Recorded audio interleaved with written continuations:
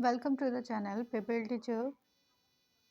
इस वीडियो में डिस्कस करेंगे CTET previous year question paper को। तो ये प्रीवियस ईयर क्वेश्चन पेपर हमारा फर्स्ट पेपर का होगा और इसमें हम डिस्कस करेंगे हिंदी पार्ट को। हिंदी सेशन को कवर करा जाएगा और ये पेपर हुआ था हमारा 28 जुलाई 2013 में। स्टार्ट करते हैं यहाँ पर क्वेश्चन पेपर को। तो ये हिंदी का फर्स्ट पेपर आ जाता है यहाँ पर, मतलब लैंग्वेज 1 का पेपर है कि हिंदी का। इसमें सबसे पहला क्वेश्चन आपको गद्यांश से दिया गया था। इस तरह से एक गद्यांश दिया गया है जिसमें समाज में बात की जा रही है कि कैसे स्कूलों में जो है बच्चों को भेजने के लिए माँ बाप परेशान हैं और 2-2.5 साल से जो है वो अपने बच्चों को जो है स्कूल में बिठाना शुरू कर देते हैं। इसके साथ ही ये बताया गया है सेकेंड पैराग्राफ में कि माँ-बाप यहाँ पर जो है बालकों के बारे में सोचते रहते हैं, उनकी शिक्षा के बारे में सोचते रहते हैं, जबकि माँ-बाप को या उनके अभिभावकों को किसी भी तरह का शिक्षण जो है नहीं दिया जाता है कि उन्हें अपना दाम्पत्य जीवन कैसे बिताना है, क्या जो है उन्हें करना है, क्या नहीं करना है, क्या सही है, पति-पत्नी का अर्थ क्या होता है, दाम्पत्य जीवन की शुरुआत कैसे करनी है, माँ-बाप की क्या ज़िम्मेदारियाँ हैं, ये किसी भी जो है शाला में नहीं पढ़ाया जाता है, ना इसके लिए किसी भी तरह की ट्रेनिंग दी जाती है। तो ये सारी चीज़ें इस पैराग्राफ में बताई गई हैं यहाँ पर और यही सबसे ज़्यादा रीज़न हो जाता है घर टूटने का। घर जो बिखरते हैं इसका रीज़न यही हो जाता है। तो यहाँ पर बताया गया है कि समाज और सत्ता दोनों या तो इस संकट के प्रति सजग नहीं है या फिर इसे अनदेखा कर रहे हैं। तो यहाँ से स्टार्ट करेंगे हम क्वेश्चंस को। सबसे पहला क्वेश्चन यहाँ पर पूछा जा रहा है, भी जो शब्द है यहाँ पर वो किसका जो है शब्द है? क्रिया का शब्द है, संबंधवाचक का शब्द है, क्रिया विश्लेषण का शब्द है या फिर निपात का शब्द है? तो भी जो शब्द है वो कोलैप्स करता है, मतलब एक सेंटेंस को दूसरे सेंटेंस से यहाँ पर कोलैप्स करने का काम करता है। तो इसलिए भी जो शब्द है यहाँ पर वो निपात शब्द में आ जाता है। डी ऑप्शन यहाँ पर करेक्ट हो जाता है। और कई सारे निपात शब्द होते हैं जैसे कि ही, तो, हाँ, मत, नहीं, ये सारे जो है कोलैप्स करते हैं सेंटेंस को। नेक्स्ट क्वेश्चन यहाँ पे आ जाता है इसके विपरीत, हर घर की दूसरी सच्चाई यह है कि, दूसरी सच्चाई यहाँ पर अंडरलाइन किया गया है, इसका जो है क्या अर्थ है? दूसरी सच्चाई का मतलब हो जाता है वास्तविकता, यहाँ पे बताई गई है, रियलिटी बताई गई है। सी ऑप्शन करेक्ट है यहाँ पर। नेक्स्ट क्वेश्चन आ जाता है, घर के टूटने बिखरने का मुख्य कारण इस पैराग्राफ में क्या बताया गया है? तो घर के टूटने और बिखरने का कारण हो जाता है कि दाम्पत्य का अर्थ नहीं जाना है लोगों ने। माता पिता को या किसी भी नवविवाहित जीवन को दाम्पत्य का अर्थ ना जानना सबसे बड़ा रीजन हो जाता है घर के बिखरने का। तो यहाँ पर सी ऑप्शन करेक्ट है इसके लिए। नेक्स्ट क्वेश्चन आ जाता है कि हर घर में किस चीज़ का आग्रह बना हुआ है? हर घर में ये आग्रह बना हुआ है कि बच्चों को जो है छोटी उम्र से ही स्कूल में बिठा दिया जाता है। डी ऑप्शन यहाँ पे करेक्ट करेक्ट हो जाता है। क्वेश्चन आ जाता है यहाँ पर कि लेखक के लिए किसका शिक्षा प्राप्त करना जरूरी है? तो लेखक ने ये बताया है कि अच्छे माता पिता बनने का शिक्षा प्राप्त करना आवश्यक होता है। सी ऑप्शन यहाँ पर करेक्ट हो जाता है।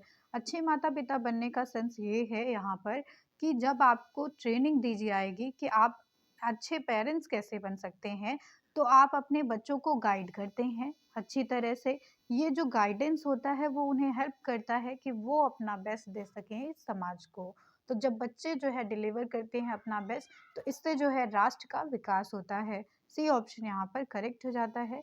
नेक्स्ट क्वेश्चन आता है कि माता पिता को बच्चों की सही शिक्षा के बारे में जानना क्यों जरूरी है?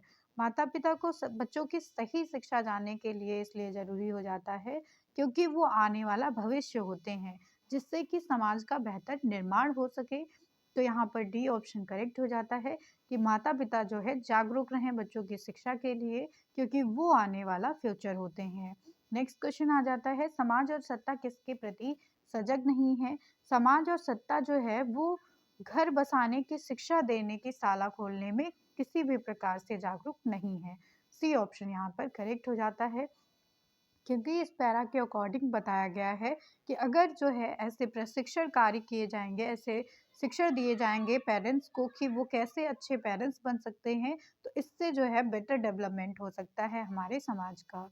नेक्स्ट क्वेश्चन आ जाता है, लेखक के अनुसार सबसे पहले क्या जानना जरूरी होता है। तो लेखक ने क्या बताया है कि सबसे पहले क्या जानना जरूरी है।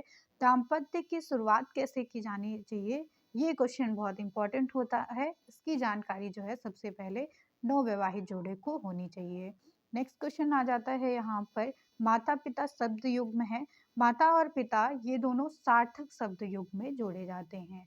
बी ऑप्शन यहाँ पर करेक्ट हो जाता है इसके लिए। इस तरह से यहाँ पर पहला जो है पैराग्राफ कंप्लीट हो जाता है। नेक्स्ट पैरा यहाँ पर दिया गया है पद्यांश से। यहाँ पर जो है 4 लाइन आपको दी गई हैं। पूछो किसी भाग्यवादी से, यदि विधि अंक प्रबल है, पद पर क्यों क्यों देती ना स्वयं, वसुधा निज रतन उगल है। तो ये आपको पद्यांश दिया गया है 4 लाइनों का। इससे जो है फर्स्ट क्वेश्चन किया गया है, प्रा उपसर्ग के शब्द समूह कौन से हैं। तो प्रत्युत्तर इसमें नहीं शामिल होता है, जबकि प्रदेश और प्रापत्र शामिल हैं। प्रत्येक भी किसी भी तरह का उपसर्ग नहीं है, जबकि प्रभाव और प्रदेश जो है यहाँ पर उपसर्ग है। नेक्स्ट प्रसाद है, प्रपत्र है, लेकिन प्रत्येक जो है उपसर्ग में नहीं आता है। नेक्स्ट में आ जाता है प्रभाव, प्रदेश और प्रपत्र। तो यहाँ पर तीनों जो है उपसर्ग में आएंगे, क्योंकि यहाँ पर प्रा जो है उपसर्ग लगा है दोनों में, और इनके बाद जो शब्द है उसका अर्थ होता है। तो इस तरह से ये शब्द समूह यहाँ पर करेक्ट हो जाते हैं। उपसर्ग जो होगा वो शब्द में हमेशा आगे की ओर लगता है और शब्द का मतलब बदल जाता है यहाँ से। नेक्स्ट क्वेश्चन आ जाता है यहाँ पर, कवि ने किसकी महिमा का खंडन किया है। कवि ने यहाँ पर जो है भाग्यवाद का खंडन किया है, इसलिए यहाँ पर सी ऑप्शन करेक्ट हो जाएगा। नेक्स्ट क्वेश्चन आ जाता है यहाँ पर, विधि अंक से तात्पर्य है। विधि अंक का तात्पर्य हो जाता है भाग्य में लिखा हुआ, मतलब जो हमारे भाग्य में लिखा है वही अंक हो जाता है, वही मतलब हो जाता है विधि अंक का। विधि का मतलब ही होता है भाग्य और अंक का मतलब है लिखा हुआ। डी ऑप्शन यहाँ पर करेक्ट है। नेक्स्ट क्वेश्चन आ जाता है कि कवि के अनुसार यदि भाग्य ही सब कुछ होता तो क्या होता। कवि ने बताया है कि अगर हमारा भाग्य ही सब कुछ होता तो धरती जो है स्वयं ही रत्न रूपी संपत्ति को उगलती। डी ऑप्शन यहाँ पर करेक्ट हो जाता है कि अगर भाग्य ही सब कुछ माना जाता तो धरती हमारी लगातार रत्न रूपी संपत्ति को उगलती रहती। नेक्स्ट क्वेश्चन पे चलेंगे, तुकबंदी के कारण शब्द बदले हुए रूप में प्रयुक्त हुआ है। कौन सा शब्द ऐसा है। तो तुकबंदी का मतलब होता है राइमिंग स्कीम। राइम स्कीम का मतलब हो जाता है जो मतलब सेंटेंस के अकॉर्डिंग जो है चेंज कर दिया गया है राइमिंग वर्ड के लिए। तो यहाँ पर रतन जो है वो जो है बदला गया है, क्योंकि उगल वैसे ही, प्रबल वैसे ही प्रयोग हुआ है, स्वयं वैसे ही प्रयोग हुआ है, लेकिन जो रतन है उसको रत्न कहा जाता है, इसलिए ये राइमिंग वर्ड के अकॉर्डिंग चेंज हो गया है। बी ऑप्शन यहाँ पर करेक्ट है। नेक्स्ट क्वेश्चन यहाँ पे आ जाता है कि इनमें से कौन सा वसुधा का समानार्थी शब्द है। समानार्थी शब्द का मतलब है कि वसुधा के समान ही अर्थ है उसका। तो वसुंधरा जो है इसका अर्थ समान हो जाता है, इसलिए बी ऑप्शन यहाँ पर करेक्ट है। जबकि जो जलद है, वारिद है, ये सब जो है समुद्र के पर्याय होते हैं, जबकि जो महीप है वो राजा का पर्यायवाची होता है। तो यहाँ पर हमारे पैरा के क्वेश्चन समाप्त हो जाते हैं। नेक्स्ट क्वेश्चन पे चलेंगे हम, बच्चों की मौखिक भाषा का सतत आकलन करने का सबसे बेहतरीन तरीका है। मौखिक भाषा का आकलन करने का, असेसमेंट करने का मतलब हो जाता है कि हम बच्चों से अलग अलग संदर्भों में, अलग अलग कॉन्टेक्स्ट में बातचीत करें, तो वाद विवाद करें उनसे, तो विभिन्न संदर्भों में बातचीत जो है इसका आकलन करती है। सी ऑप्शन यहाँ पर करेक्ट हो जाता है। नेक्स्ट क्वेश्चन आ जाता है यहाँ पर, भाषा में सतत एवं व्यापक आकलन का उद्देश्य क्या होता है। तो यहाँ पर सीसीई के बारे में बात की जा रही है। सीसीई का मतलब हो जाता है यहाँ पर कि कॉम्प्रिहेंसिव एंड कंटिन्यूअस इवैल्यूएशन। यहाँ पर लगातार इवैल्यूएशन किया जाता है। तो भाषा के मौखिक एवं लिखित रूपों के प्रयोग की क्षमता का आकलन करना ही सीसीई का अर्थ हो जाता है, इसका उद्देश्य हो जाता है। तो जब बच्चों को हम देखते हैं कि वो लिखित रूप से और मौखिक रूप से भाषा का प्रयोग किस तरह से करते हैं, उनकी क्षमता क्या है, कैपेसिटी क्या है, तो वहाँ पर सीसीई जो है असेसमेंट हो जाता है। नेक्स्ट क्वेश्चन पे चलेंगे, नेक्स्ट क्वेश्चन आ जाता है, भाषा कक्षा में विभिन्न दृश्य श्रव्य सामग्रियों साधनों का प्रयोग किया जा रहा है और उसका उद्देश्य कौन सा नहीं है। तो यहाँ पर निगेटिव पॉइंट आपसे पूछा जा रहा है। यहाँ पर जब हम लैंग्वेज टीचिंग की बात करते हैं, लैंग्वेज की क्लास में जो है दृश्य श्रव्य सामग्री का यूज किया जा रहा है, टीचिंग एड्स का यूज किया जा रहा है। यहाँ पर विजुअल ऑडियो विजुअल एड्स हैं ये, तो यहाँ पर उसका उद्देश्य नहीं होता है, नहीं आपसे पूछा जा रहा है। आधुनिक तकनीकी को कक्षा में लाना, ये तो उद्देश्य हो गया। सभी प्रकार के बच्चों की आवश्यकता को ध्यान में रखना, ये भी उद्देश्य हो गया। सीखने और सिखाने की प्रक्रिया को रुचिकर बनाना, ये भी उद्देश्य हो गया कि इंटरेस्ट डेवलप होता है इसमें बच्चों का। लेकिन जो डी पॉइंट है, विद्यालय के प्रमुख निर्देशों का पालन कराना बच्चों से, ये यहाँ पर नेगेटिव पॉइंट हो जाता है और यही हमसे पूछा जा रहा है। तो डी ऑप्शन यहाँ पर करेक्ट है इसके लिए। नेक्स्ट क्वेश्चन आ जाता है यहाँ पर, पाठ्य पुस्तक टेक्स्ट बुक जो होती है उसकी भाषा जो है वो बच्चों के घर की भाषा और समुदाय यानी कि जो कम्युनिटी की भाषा है उससे मिलती जुलती होनी चाहिए। जो भाषा हमारे समुदाय में प्रयोग हो रही है और जो भाषा जो है बच्चे के घर पर प्रयोग होनी चाहिए, उसी से रिलेटेड हमारी टेक्स्ट बुक की भाषा होनी चाहिए, लैंग्वेज होनी चाहिए। ये ऑप्शन यहाँ पर करेक्ट है। नेक्स्ट क्वेश्चन पे चलेंगे, प्राथमिक स्तर पर भाषा सिखाने से तात्पर्य है, भाषा सिखाने का मतलब हो जाता है कि भाषा का प्रयोग करना सिखाना।